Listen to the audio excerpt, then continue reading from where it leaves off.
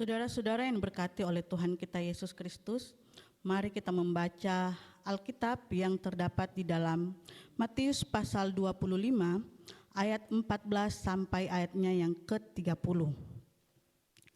Sekali lagi, Matius pasal 25 ayatnya yang ke-14 sampai ayatnya yang ke-30. Lembaga Alkitab Indonesia memberi judul Perumpamaan tentang Talenta.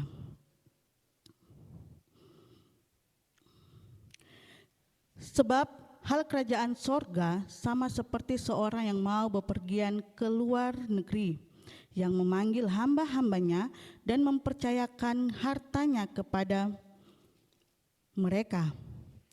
Yang seorang diberikan 5 talenta, yang seorang lagi 2, dan yang seorang lain lagi 1, masing-masing menurut kesanggupannya, lalu ia berangkat. Segera pergilah hamba yang menerima 5 talenta itu, ia menjalankan uang itu lalu beroleh laba 5 talenta. Hamba yang menerima 2 talenta itu pun berbuat demikian juga dan beroleh laba 2 talenta. Tetapi hamba yang menerima 1 talenta itu pergi dan menggali lubang di dalam tanah, lalu menyembunyikan uang tuannya.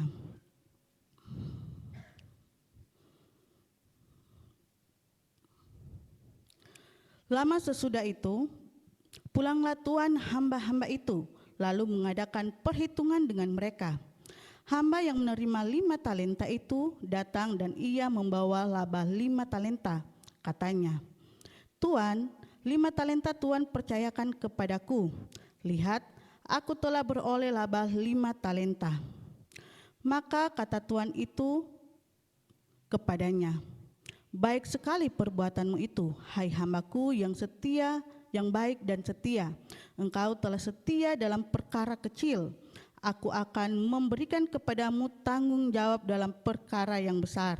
Masuklah dan turutlah dalam kebahagiaan tuanmu." Lalu datanglah hamba yang menerima 2 talenta itu. Katanya, "Tuan, 2 talenta Tuan percayakan kepadaku.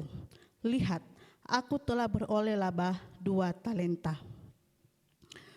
Maka kata tuannya itu kepadanya, "Baik sekali perbuatanmu itu, hai hambaku yang baik dan setia. Engkau telah setia memikul tanggung jawab dalam perkara yang kecil. Aku akan memberikan kepadamu tanggung jawab dalam perkara yang besar. Masuklah dan turutlah dalam kebahagiaan tuanmu."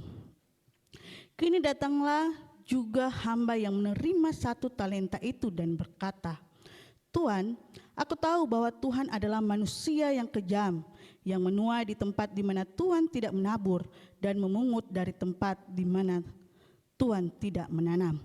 Karena itu aku takut dan pergi menyembunyikan talenta Tuhan itu di dalam tanah. Ini terimalah kepunyaan Tuan." Maka jawab tuannya itu, "Hai kamu, hamba yang jahat dan malas. Jadi kamu sudah tahu bahwa aku menuai di tempat di mana aku tidak menabur dan memungut di tempat di mana aku tidak menanam. Karena itu sudahlah seharusnya uang itu kau berikan kepada orang yang menjalankan uang, supaya sekembaliku aku menerimanya serta dengan bunganya. Sebab itu ambillah talenta daripadanya dan berikanlah kepada orang yang mempunyai 10 talenta itu. Karena setiap orang yang mempunyai, kepadanya akan diberi, sehingga ia berkelimpahan. Tetapi siapa yang tidak mempunyai, apapun juga yang ada padanya akan diambil daripadanya. Dan campakkanlah hamba yang tidak berguna itu ke dalam kegelapan yang paling gelap. Di sanalah akan terdapat ratap dan kertakan gigi."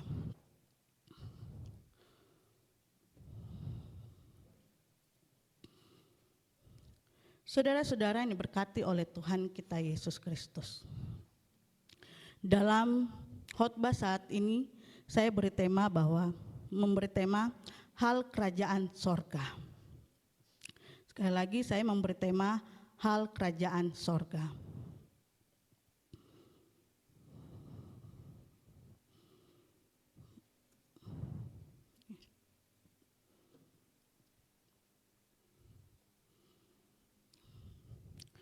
Saudara-saudara, di dalam kehidupan kita saat ini sangat jarang sekali atau hampir tidak ada kita menemukan seorang tuan atau dalam konteks Indonesia disebut sebagai majikan yang menjadikan hamba atau pembantunya sebagai tuan, sebagai tamu di dalam perjamuan atau pesta yang diadakannya. Banyak yang kita temukan pada saat ini, bahkan banyak yang beredar di dalam media sosial, para majikan memperlakukan hamba-hambanya dengan sangat-sangat berbeda dari yang akan kita bahas pada sore hari ini. Di sini kita bisa melihat bahwa ada banyak majikan ketika dia sedang mengadakan pesta, pembantunya pasti posisinya ada di dapur, menjadi tukang masak atau tukang bersih-bersih. Selanjutnya, kita juga bisa menemukan ketika kita sedang berada di mall atau berada di restoran, kita bisa melihat ada banyak majikan yang ketika sedang makan, pembantunya atau asisten rumah tangganya berada di belakang mereka. Duduk sendirian, tidak ngapa-ngapain, pelongo saja, tidak lihat, cuma lihat ke sana, lihat ke sini, tidak berbuat apa-apa. Atau ada juga yang memberikan makanan kepada pembantunya, tetapi adalah makanan sisa dari yang mereka makan. Atau ada juga yang memberikan atau memesankan makanan untuk pembantunya yang pasti harganya atau rasanya tidak akan melebihi dari apa yang dipesan oleh tuannya. Nah, ini kita bisa menemukan di media sosial saat-saat ini. Dan hal ini akan bertolak belakang dengan pembahasan yang kita akan bahas bersama-sama tentang hal kerajaan sorga. Nah, kita lihat bersama-sama bahwa kalau kita mereview Alkitab kita, Yesus banyak memberikan pengajaran melalui perumpamaan. Dan perumpamaan-perumpamaan ini selalu berkaitan atau selalu membahas tentang hal kerajaan sorga. Yang di dalamnya tidak lain kita akan membahas atau kita akan mendengar pengajaran tentang kedatangan dari Tuhan Yesus itu sendiri sebagai anak manusia. Nah, saudara-saudara, mari kita lihat Alkitab kita. Nah, di sana di ayatnya yang ke-14 dibuka dengan kalimat kunci, yaitu sebab hal kerajaan sorga sama seperti. Jadi di sini sudah ada kata kuncinya, sebab hal kerajaan sorga sama seperti. Artinya seluruh dari isi perumpamaan ini sedang membahas tentang kerajaan sorga. Tidak lain dan tidak bukan berarti isinya tentang kerajaan sorga atau dengan kata lain sedang membahas tentang kedatangan Tuhan Yesus sebagai anak manusia. Nah, di sini perumpamaan ini berbicara tentang Tuan. Tuan yang menjadi tokoh utama, yang menjadi subjek di dalam pembahasan firman Tuhan kita saat ini. Nah, sekarang kalau begitu, jika kerajaan sorga ini diseumpamakan dengan Tuan ini, berarti kita harus mengenali lebih jauh lagi siapa ini Tuhan. Apa yang dia lakukan, apa yang dia kehendaki.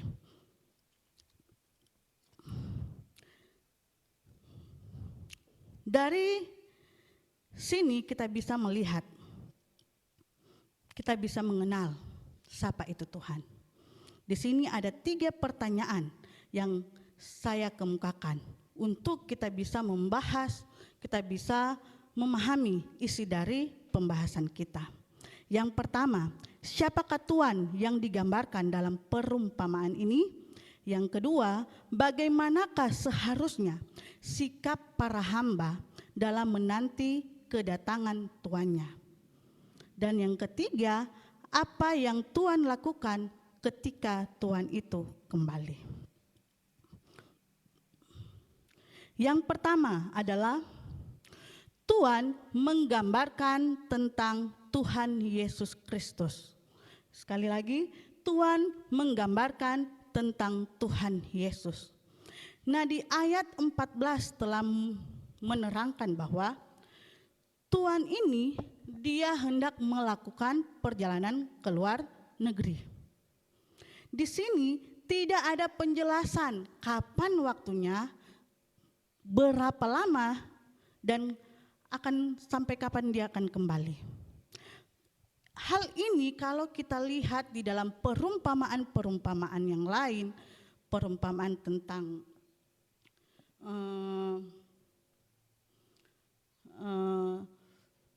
pekerja-pekerja, kita bisa melihat bahwa Tuhan di sini tidak mengatakan secara jelas atau tidak menyampaikan kapan dia kembali. Yang pasti kalau kita lihat di sini tersirat bahwa Tuhan ini akan pergi dalam waktu yang sangat lama dan tidak tahu atau kita tidak diberi penjelasan kapan Tuhannya kembali. Selanjutnya di ayat yang sama di sini menceritakan bahwa Tuhan ini mempercayakan hartanya untuk dikerjakan oleh hamba-hambanya selama ia melakukan perjalanan. Jadi dia mempercayakan kepada hamba-hambanya. Nah, di dalam konteks ini kita bisa melihat kira-kira di dalam Yesus Kristus itu ada atau tidak. Nah, di saat ini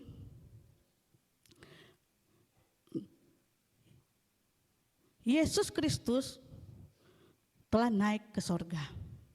Di dalam konteks waktu itu, Yesus menyampaikan akan dirinya sendiri yang pada suatu saat akan pergi meninggalkan murid-muridnya, bahkan semua manusia. Nah, di sini saat ini pun kita sedang mengalaminya, bahwa Tuhan tidak bersama-sama dengan kita secara fisik di dunia ini. Karena apa? Karena dia telah naik ke surga. Tidak tahu kapan dia datang. Tidak tahu pasti kapan dia akan kembali. Bahkan beberapa orang telah meramalkan akan kedatangannya, semuanya itu pun salah. Tidak ada yang tahu, hanya Bapa di surga yang tahu. Bahkan anak pun tidak tahu. Selanjutnya di ayatnya yang ke-15. Di ayatnya yang ke-15 dikatakan, yang seorang diberikan 5 talenta, yang seorang lagi 2 talenta, dan yang satu lainnya diberikan 1 talenta. Nah, di sini dikatakan bahwa masing-masing sesuai dengan kesanggupannya. Jadi Tuhan ini memberikan sesuai dengan kemampuan masing-masing dari hamba-hambanya. Dengan kata lain, kita bisa pahami bahwa Tuhan di sini sangat mengenal hamba-hambanya, kelebihannya, keterbatasannya, sehingga di saat ini ketika dia memberikan tanggung jawab, dia memiliki kebijakan yang lain daripada umumnya. Biasanya kita dapati ketika orang memberikan pekerjaan, kamu tahu tidak tahu, kamu sanggup atau tidak, kerjakan itu. Itu bagianmu. Kadang seseorang memberikan tugas dengan semuanya sama rata. Tidak peduli seorang ini sanggup atau tidak. Yang pasti harus selesai. Nah, di sini berbeda dengan Tuhan ini. Dia sangat mengenal hamba-hambanya sehingga dia memberikan sesuai dengan takaran yang pas bagi setiap hamba-hambanya. Dan ini merupakan bentuk dari sikap yang adil dan bijaksana dari Tuhan ini. Hal ini juga tercermin dalam kehidupan Yesus Kristus sebagai anak manusia, yaitu dia sangat mengenal domba-dombanya. Kelebihannya kita apa, kekurangannya kita apa, Sehingga dia tahu bagaimana cara untuk memakai kita. Dia tahu bagaimana memperlengkapi kita untuk misinya, untuk tanggung jawabnya yang sudah dia berikan. Seperti halnya di dalam 1 Korintus 10 ayat 13. Di sana sudah jelas mengatakan bahwa Allah kita tidak akan pernah memberikan pencobaan-pencobaan di luar dari kemampuan kita. Nah, ini juga merupakan bentuk keadilan dan kebijaksanaan dari Tuhan kita. Tuhan kita, salah satu atribut dari Tuhan kita adalah keadilan, Maha Adil. Selanjutnya, yang kedua, kita melihat orang percaya dalam menanti kedatangan Tuhan Yesus Kristus. Di ayat 16 sampai 18 ini menceritakan bagaimana respon dari hamba-hambanya ketika menerima talentanya masing-masing.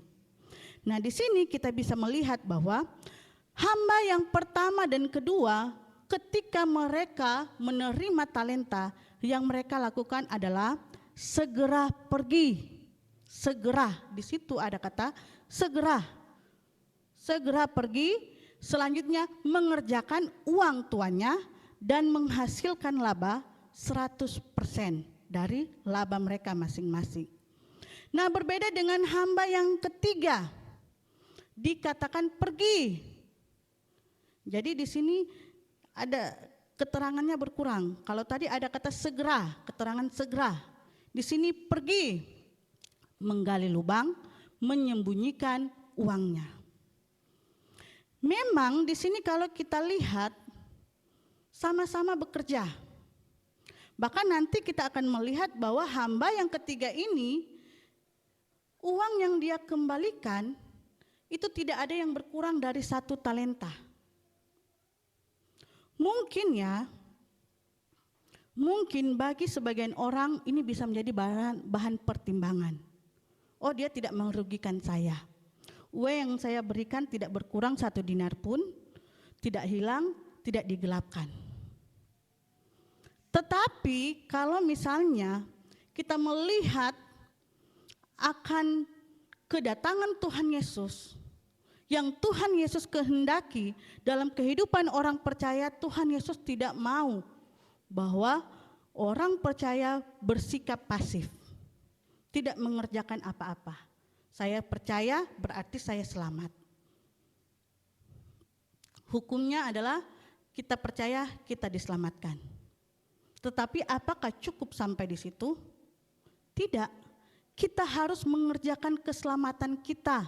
Biarkan orang-orang bisa melihat Tuhan Yesus di dalam diri kita. Tuhan Yesus tercermin dalam kehidupan kita. Dengan kata lain, kita bisa menjadi kitab terbuka bagi sekeliling kita.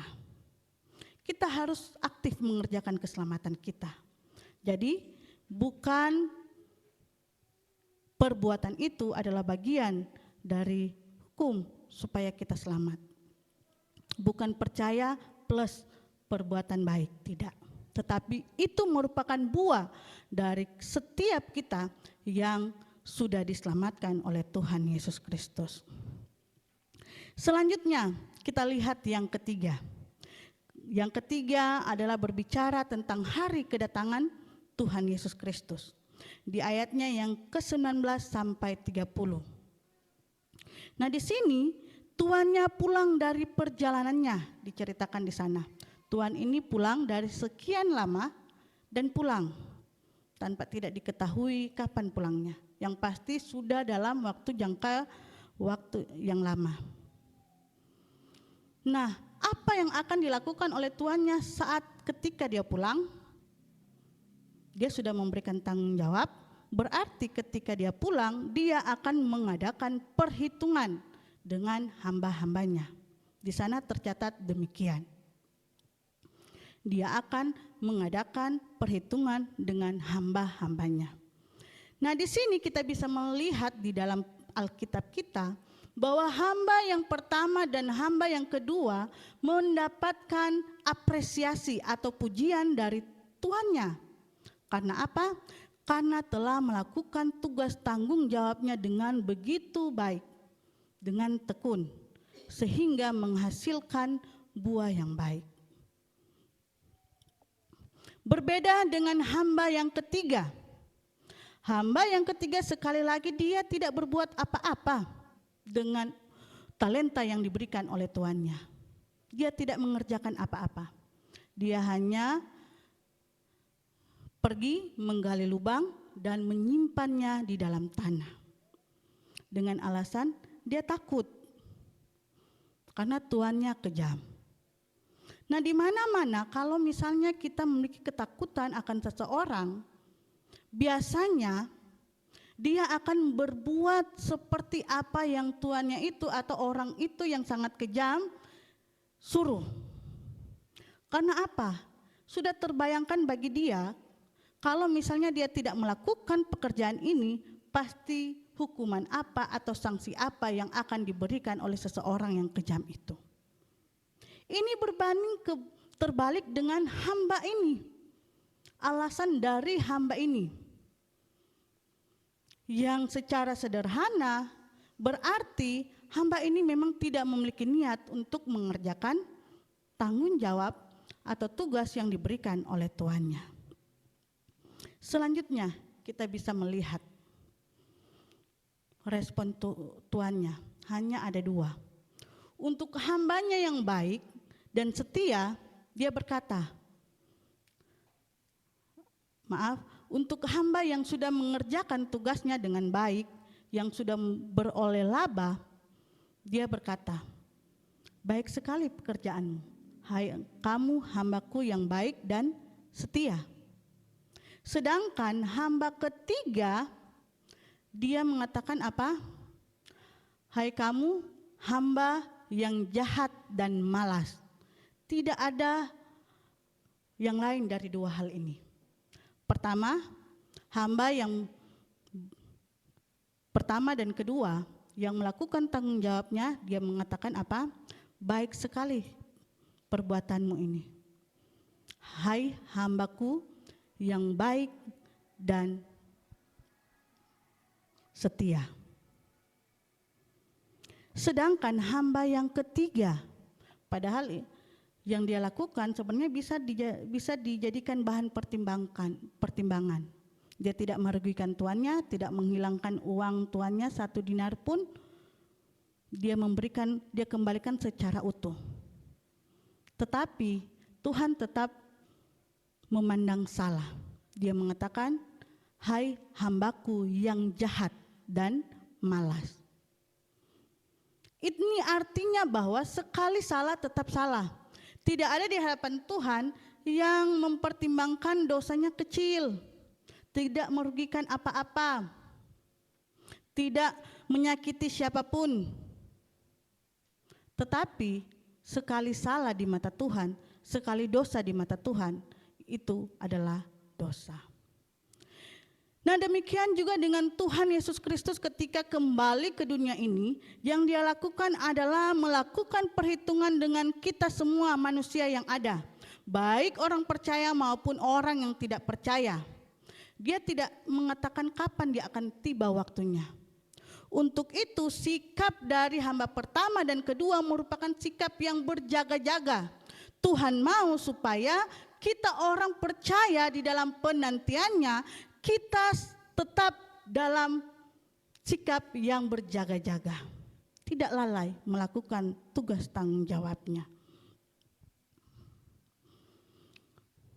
Dan di sini kita bisa melihat bahwa orang percaya yang tadinya hanya sebagai hamba, yang tadinya penuh dengan dosa, tidak layak di hadapan Tuhan.